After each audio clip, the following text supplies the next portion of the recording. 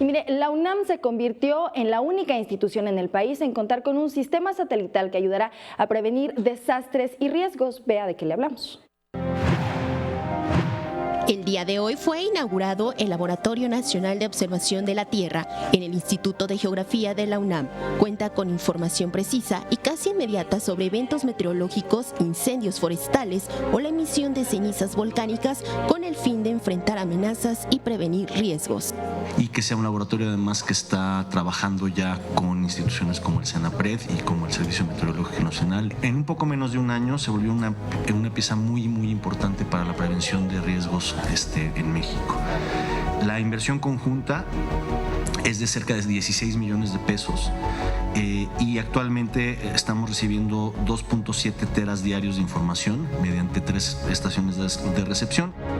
Las funciones de este laboratorio nacional son recibir, almacenar, procesar y distribuir datos e imágenes satelitales de manera interactiva que permite efectuar diferentes estudios sobre la evaluación de los cambios de uso del suelo y monitoreo constante de los océanos y la atmósfera. La verdad nos sentimos muy orgullosos en ser los primeros. La OES 16 hay 2 en América Latina, pero la que nosotros tenemos es la única que está en una universidad. La Polar hay un poco más, pero están en dependencias de gobierno y no son la más nueva. Nosotros tenemos la que es de punta de la última generación.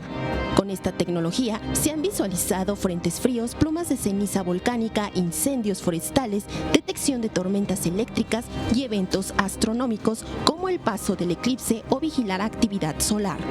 Con imágenes de Liber Rodríguez, María José Valencia, 21 Noticias.